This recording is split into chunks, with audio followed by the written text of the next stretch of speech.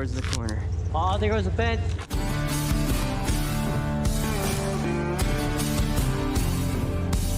All right, we got a pretty plump one here. So I talked to Randy last night. It sounds like he was feeling a little bit better towards the evening. So this is the next day after he fell and hurt his knee. So he says that he thinks it's not as bad as last time.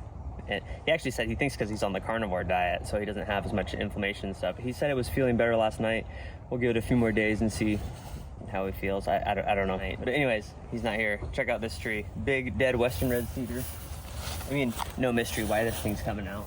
The interesting thing about this tree though is, so we have to clean this up. We're chipping the branches and hauling the wood.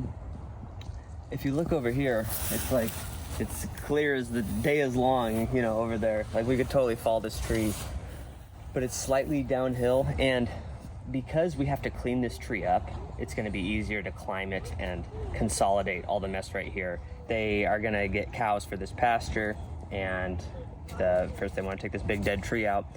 But anyways, yeah, if we fall it, it would explode all over the place. So it's just going to be neater and tidier. We're going to get the Avant in here. We're going to get the chipper with the Avant in here, and then I think we can get the grapple truck in here to haul this away. I'll try to sell this wood, but it's not as easy to sell wood as people think.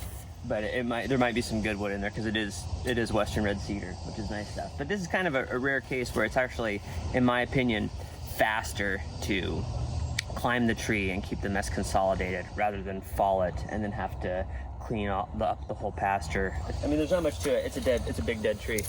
So we're gonna cut this thing down. I want to introduce you to one of my biggest fans. This guy's he's got all my merch, watches all my videos. This is Benji. We go to church with him. You're one of the coolest YouTubers. I feel like you're like real, unlike some cartoon YouTubers that post cartoons. Super excited about like getting to see what you actually do every day. And it's such a big mystery to me how residential trees that you get down don't crash any houses. Like, he says, I can't believe how you get these trees out of these residential jobs. I'm like, man, residential, that's not a word you hear kids use very often. Yeah. And he warned us too. He's like, hey, just so you guys know, that bush next to the tree is a holly. There's a big, huge holly bush right there. So I'm like, yeah, kid, he knows his trees. Thanks, Benji. We're happy to be here. Yeah, that kid's awesome. He comes up to me every Sunday at church and wants to talk about the videos. And it's cool. We're at his house today. We were actually here Monday too, but like I said, my wife just had a baby, so I'm kind of working just a couple days a week right now, so I wasn't here Monday, so we didn't film that. But we actually did some crane removals. Well, the guys did on Monday, but we rolled in this morning and Benji's like, wow, I never thought I'd get to see your trucks in real life. We're actually gonna put the chipper on the service truck. I was gonna put it down there with the Avant, but Isaac is probably right. We should probably put it in there with the service truck, because the service truck is 4-wheel drive. Actually, today we've got the Avant back there. What happened was the job yesterday, I just drove straight home with the service truck, and I told the guys to bring the chip truck and the chipper and the grapple truck, and then I totally forgot about the Avant, so I couldn't tow it. I asked them to just put it in the back of the chip truck because I had hooks welded in there, so for tie downs. Got the world's tiniest display right here.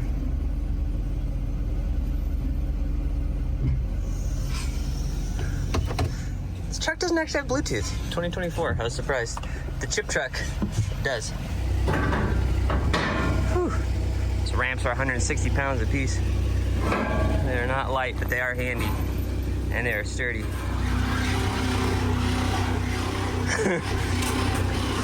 It's always kind of scary. It's way up there.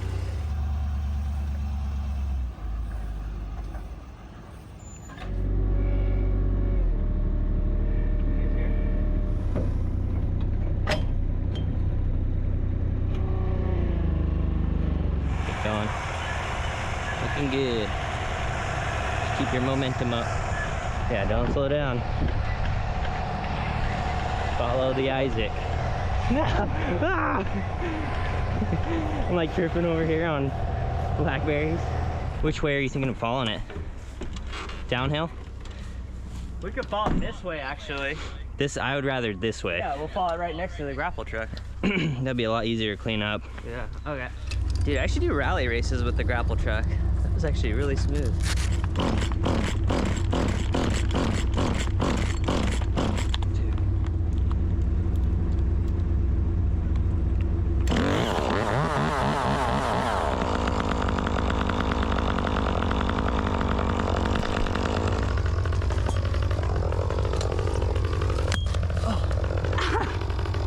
Blackberry. Here, I'll get that out of here too.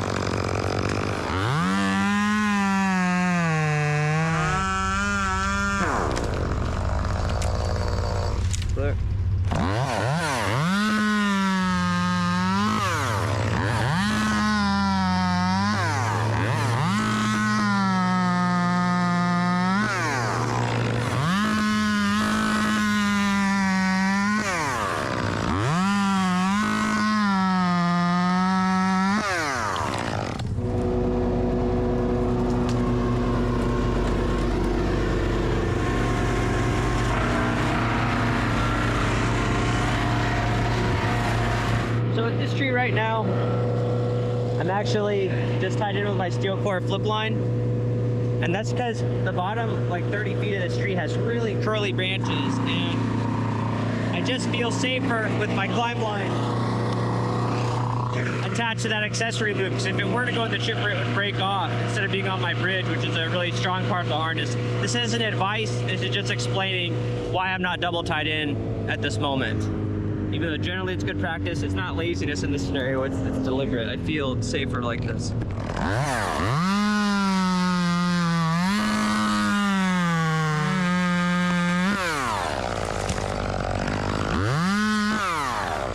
Clear.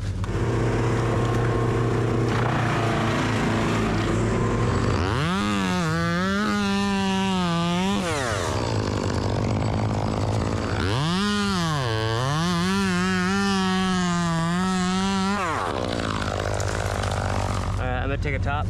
All right. Perfect. Finally. Thank you.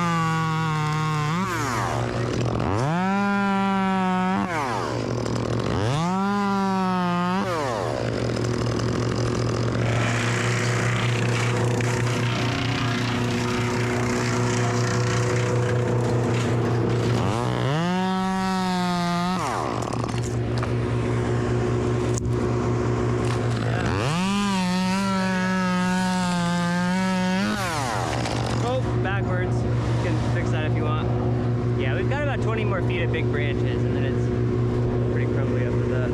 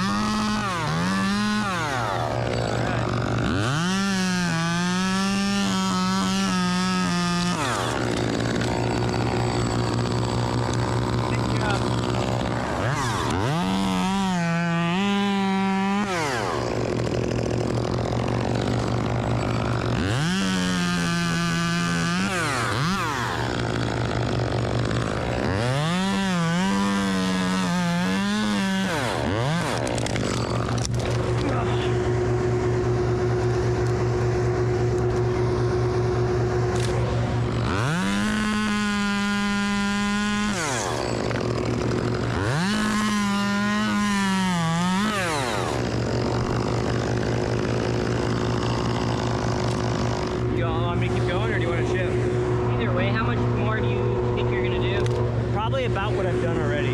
Yeah, I'll run these through real quick then.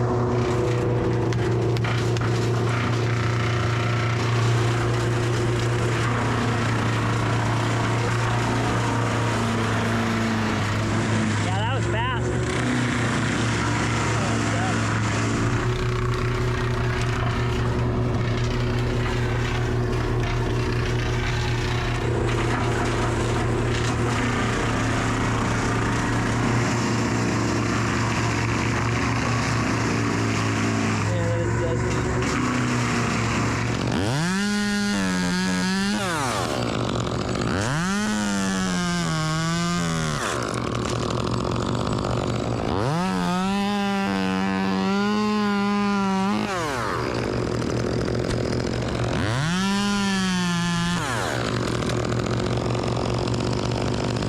I said you could just leave the chipper on, Big Flav, but since we're like doing a bunch at a time, you can actually idle it down again. Man, you already made a choice. Yeah. Yes. Yeah, you're right. Gotta commit to it. Got a gnarly structure. You can tell this tree has lived on its own forever. It's got a full canopy. Well, I guess there's a fir right there actually. It's kind of far away though.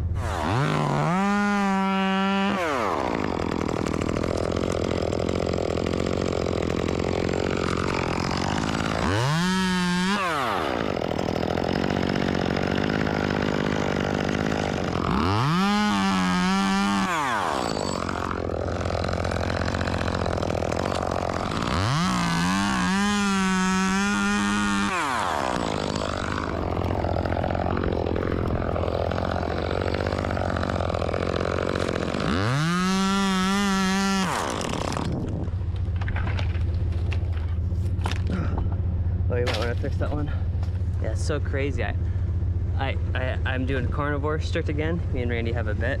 $1,000, 3 months only meat, but I have zero shoulder pain. If I'm eating bread and pasta and stuff, I have so much shoulder pain doing stuff like this. I can't be like moving all around like that, but I have zero pain right now. It's really crazy.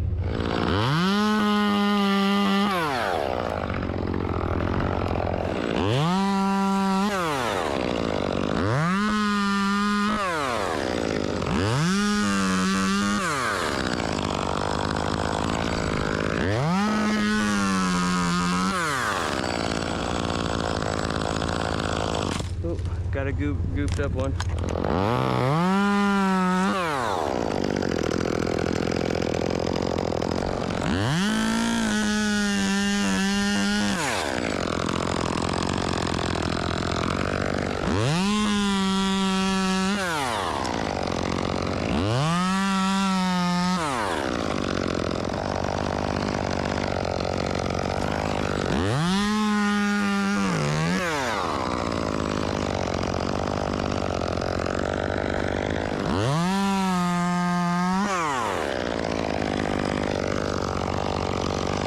The reason I took my suspenders off is because this tree, just being a dead cedar, is super dusty. And I'm wearing a tank top, so I got all this dust under my suspenders, rubbing on my shoulders. That's why I'm not rocking the suspenders at the moment. It's pretty much small branches from here on out. Nice. Nice.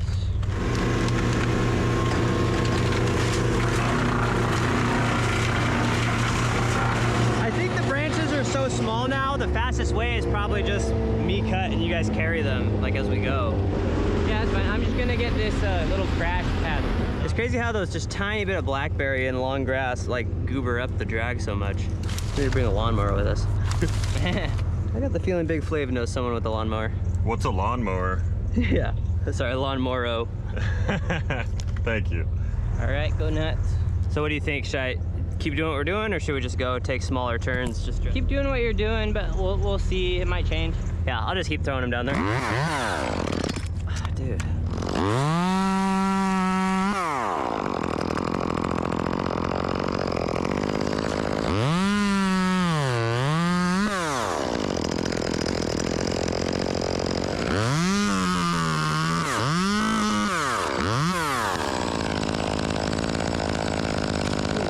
You wanna fix that one? It's like, so this tree's obviously dead and it's moving a lot now.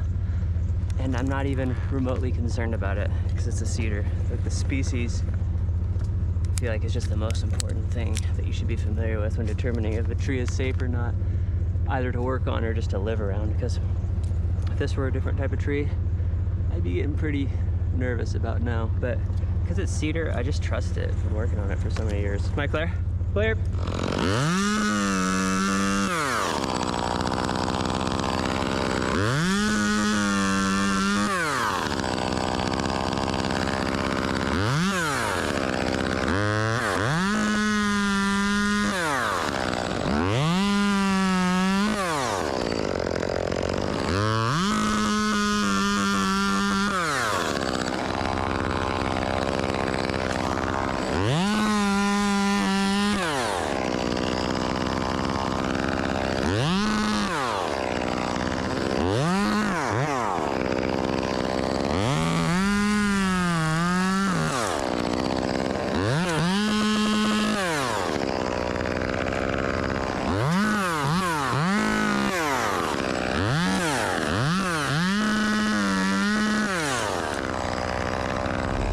Send it top? Kinda, it's gonna be such a mess. No, it's all right. It won't be that. If you send it towards the corner of the yard. What corner? That corner? Yeah. Brush it along the fur. I think it'll hit the fence. Really? Doesn't seem that tall. You just hold on to the butt, you know, so it doesn't jump so far. Maybe when I was your age. Oh, you don't do that anymore? I'll just go higher.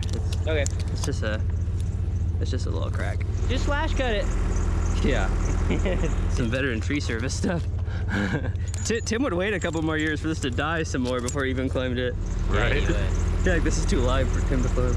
Yeah, dude. Gotta wait a season. He's got some crazy trees he's climbed.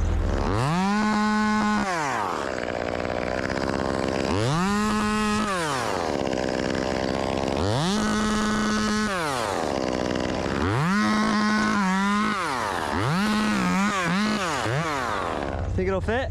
I think it'll fit. All right, you think it'll fit? Yeah, that thing will fit, no problem. I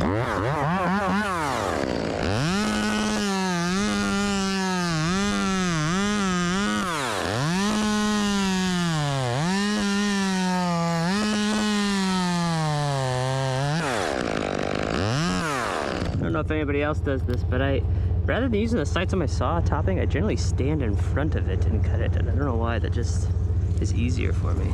So like I just double wrap my flip line. That way if this thing separates when I cut this, my flip line is kind of holding it together and my climbing line is. Generally you don't want to cut your face cut right on a knot either, but I didn't notice it. All right, headache.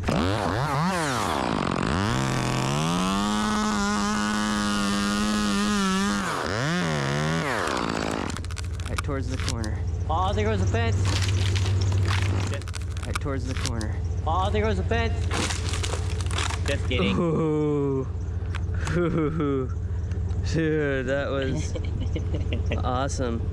See, I told you it'd be fine. Yeah, but I went up 6 more feet. Yeah, but you did it differently. It would have been fine the other way. Okay. Are you gonna chunk down wood or are we gonna fall it? I'm just gonna fall it. Alrighty. I know you're not supposed to fall stuff with your climb line. It's just so much faster. Why not? Why aren't you supposed to?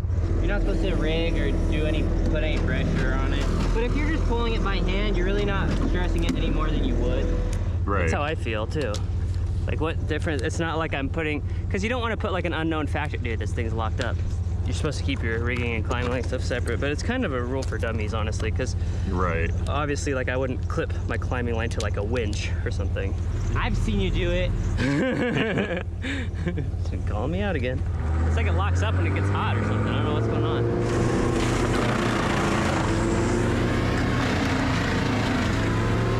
I guess it makes sense. It's like a press stick. If you try to rappel just on a press stick, it doesn't work. You gotta use a rope wrench.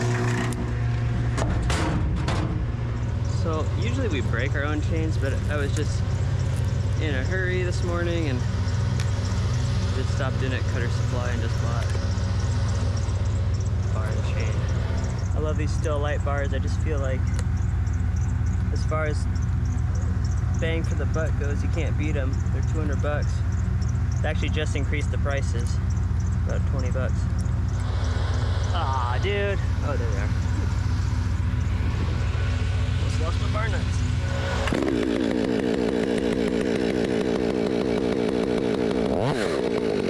Look at all this stretch in that. This is a brand new chain. I cranked it down as hard as I could. Still got all that stretch. Had this saw for like 5 years. Gordy corded this for me a long time. This is maybe longer, honestly. 6 years, I guess. My first ported saw I ever had. It's still going strong.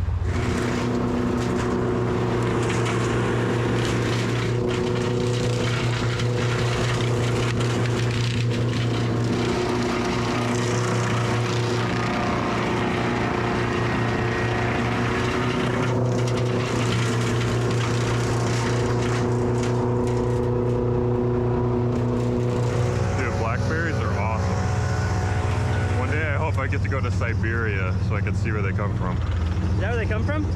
Yeah. They're also called Siberian blackberries. Oh, I didn't know that. Okay, well, learned something today. I think we ripped the service truck out of there and back up the grapple truck and follow the stick and blow it up and get out of here. You see like the little road that it has almost? Yeah. Yeah. I think that's the best route out. Yeah. Go along here. Yeah, I'm more nervous about getting the grapple out of here than this. My tires look pretty good. Yeah. This truck dominates, dude. Yeah, it's sweet.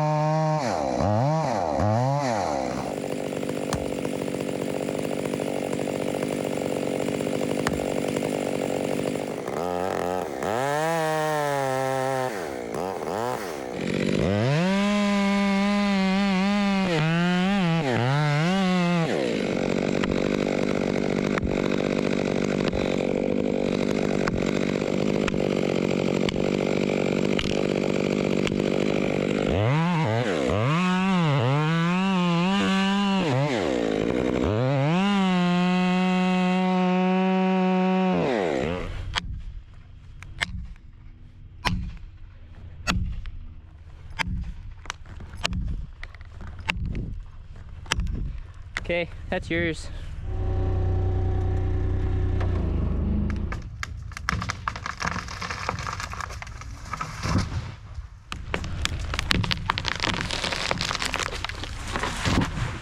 Beauty. Sick, dude. There she is. I just put a little bit of pressure. We mostly use the wedges and the cut. You're supposed to keep your climbing and rigging gear separate. I'm a hypocrite. It's just faster that way.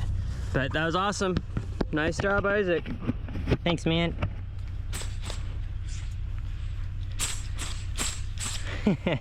Thanks, Aaron.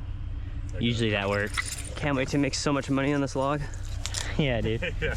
Money log. I'm gonna make like 200 bucks. That's a fat log. Oh, look. What? Is that a mantis? Yeah. I've never seen one before in Washington. No Are you way, really? serious? We have these? Yeah, I saw one the other seen day, that? yeah. Yeah. they're No good at way. blending in. Dang, dude, he's about to fight you. Dude, my mind is blown. I had no idea we had these. I've seen them in Guatemala, but they're like 4 times the size. That's crazy. Dude, I had no idea we had these. That's funny. See your hinge. I'll give it You got wood. 8 out of 10. That was good, yeah, that was perfect. Didn't even damage the holly.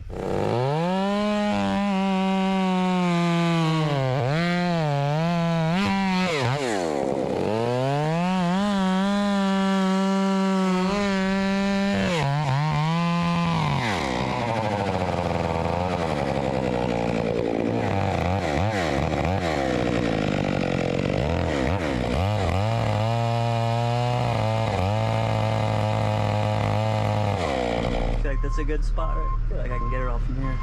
Yeah, you can actually come forward a tiny bit. You're like right next to it. Putting this outrigger down first instead of that one, because it's leaning this way. If I put that one down, this one has to fight harder.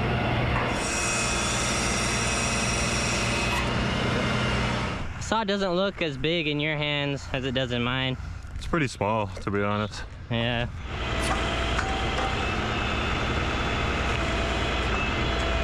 Nice. Oh wow.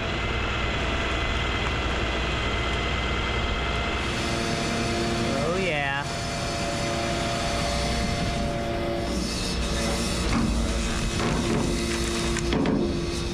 That thing was so light for how big it was.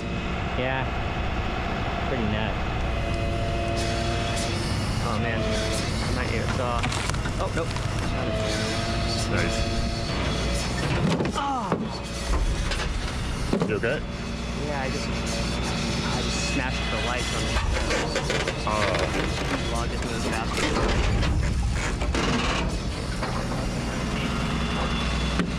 Oh, we're fine.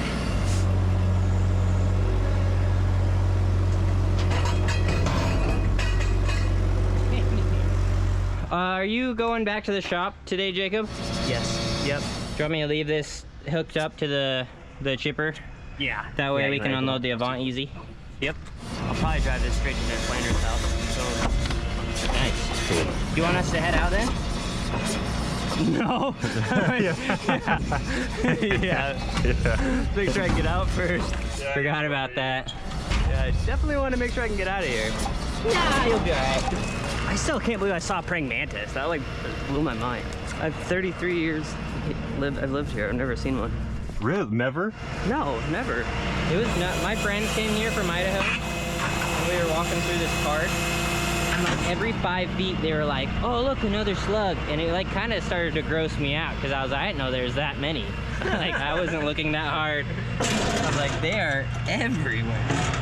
I remember I was a little kid. We visited Kansas, and I found out they didn't have slugs. It like blew my mind. Yeah, but you gotta. Oh, yeah, that's what I didn't want. You see that? I hate that. Yeah, I was worried it would dip into the ground. I'd rather that than the truck Yeah, tip. I'm gonna just go slow. Really slow.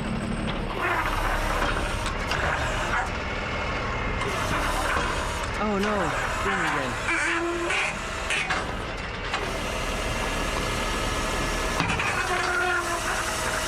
Here we go. I don't know why it does that sometimes. Did it almost not go in? It got stuck out again, and then it went in. That's so weird. You got Right? it. Yeah, see your mirrors? Yep. You got it, dude. You got it. Just don't turn fast. Don't turn faster on that 90-degree corner up there. I'm gonna drift this son.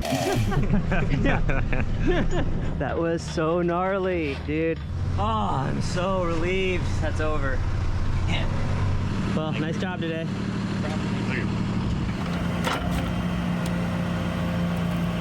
Man, that thing is strong. Crunch. Oh, it's over 36 inches. That's what Isaac cut it with. All right. This is Flanders Logging in Buckley. I went to school with this guy's kids. They're decent. They're not the best. This one's got a lot of rot all throughout it. It's also really naughty. This one's completely busted. 200 bucks. That's what I got for all this wood. I know everybody thinks this stuff is worth a fortune, but I mean, that truck payment's $2,900 a month. So there's just no money in it. It's better than nothing, you know.